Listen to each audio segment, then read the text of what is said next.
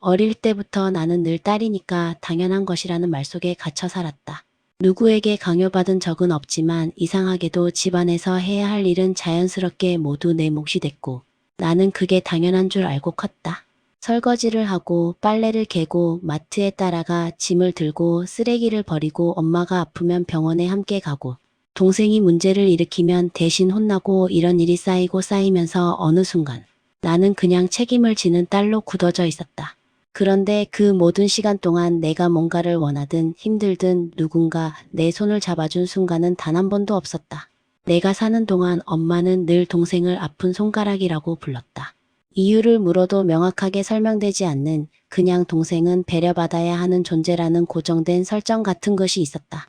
동생이 설거지를 한 번도 해본 적 없는 것도, 방 청소를 하지 않는 것도, 친구들과 새벽까지 놀다가 집에 들어오는 것도, 심지어 어릴 때부터 사소한 말썽을 부려도 얘는 원래 그래 라는 말 한마디로 넘어가곤 했다.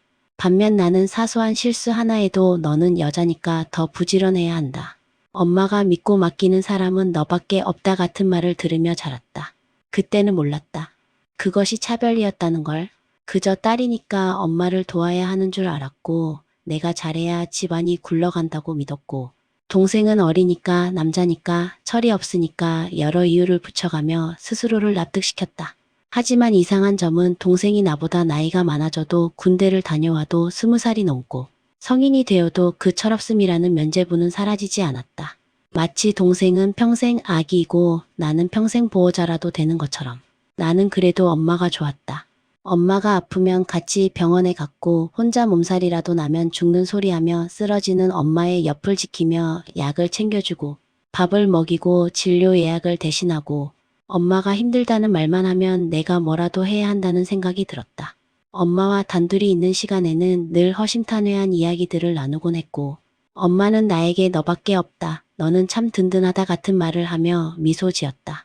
나는 그 말들이 다 진심이라고 믿었고 그래서 더 노력했고 더 했었다. 그러다 보니 내 삶의 많은 부분이 조용히 엄마에게 맞춰져 있었다. 나는 오히려 그게 자랑스러웠다. 다른 사람들은 모를지 몰라도 엄마는 나를 누구보다 사랑한다고 믿었으니까. 그런데 시간이 지날수록 이상한 균열들이 생겨났다. 나는 엄마가 해달라는 건 거의 다 들어줬지만 정작 내가 필요한 순간엔 누구도 나를 챙기지 않았다. 생일이어도 몸이 아파도 힘들다고 말해도 엄마는 너는 잘하니까 괜찮다며 대충 넘어가고 동생 걱정은 끊임없이 했다. 그러던 어느 날 나는 알바로 피땀 흘려 모은 돈으로 첫 해외여행을 가려 했고 그 순간 확실히 깨달았다. 엄마에게 나는 딸이 아니라 지갑이었다는 사실을.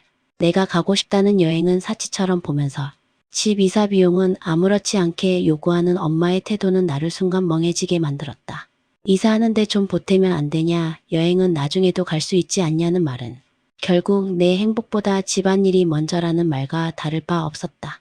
순간 나는 그동안 삼켰던 모든 기억이 한꺼번에 터져 나왔다.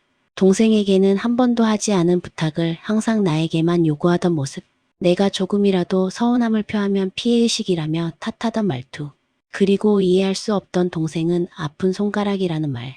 그 모든 것이 결국 딸이라서 당연하게 희생해야 한다는 프레임 위에 서 있다는 걸 깨달았다.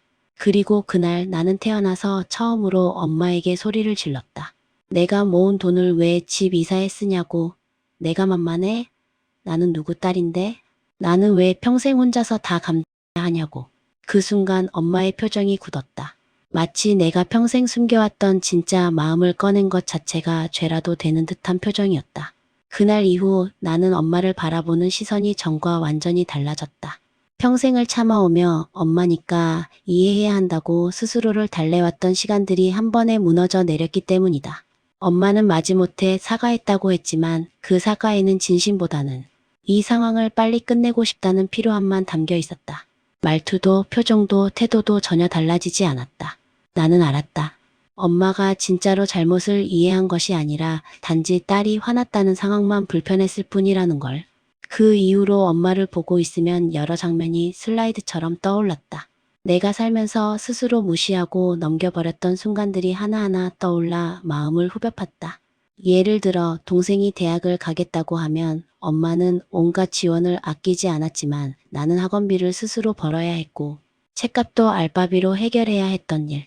동생이 사고라도 치면 엄마는 속상해 눈물까지 보였지만 내가 힘들다는 말이라도 꺼내려 하면 엄마는 너는 멘탈 강하니까 괜찮다며 대충 넘겼더니 이제 보니 모든 순간의 무게가 완전히 달랐던 것이다.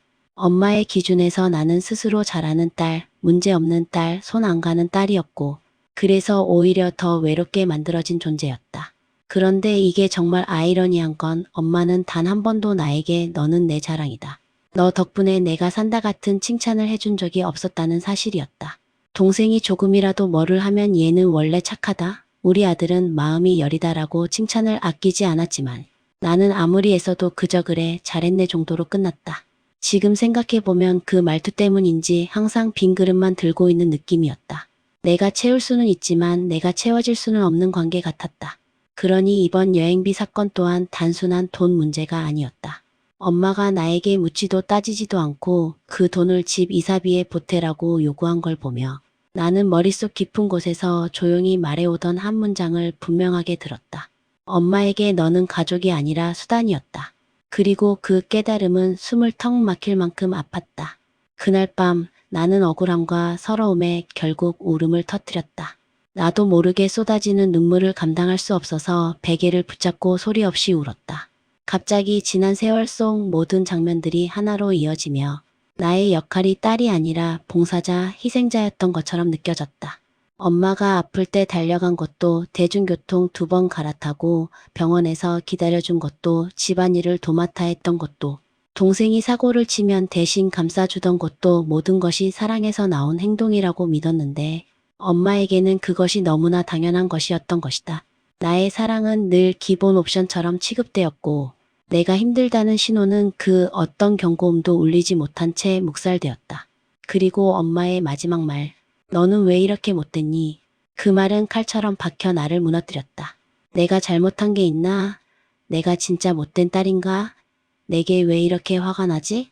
수천 가지 질문이 머릿속을 맴돌았다. 그런데 한참을 생각해 보니 나는 단 한 번도 못된 행동을 한 적이 없었다.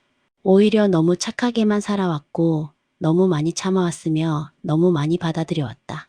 동생만 아프다는 말에 내 아픔은 아픈 것도 아닌 취급을 받았다. 동생은 못한다는 말 때문에 나는 평생 뭔가를 잘해야 한다는 압박 속에 살아왔다. 너는 잘하니까 괜찮다는 말 안에서 나는 늘 홀로 버텨야 했다. 엄마는 알까? 착한 딸 역할은 누군가가 좋아서 하는 게 아니라 그 역할을 포기하기엔 너무 늦어버린 사람들이 선택하는 마지막 생존 방식이라는 걸. 엄마는 알까? 내가 평생 착한 척한 게 아니라 정말로 가족을 사랑했기 때문에 했던 행동들이었다는 걸. 엄마는 정말 모를까? 내가 평생 엄마의 인정 한마디만 바라보며 살았다는 걸.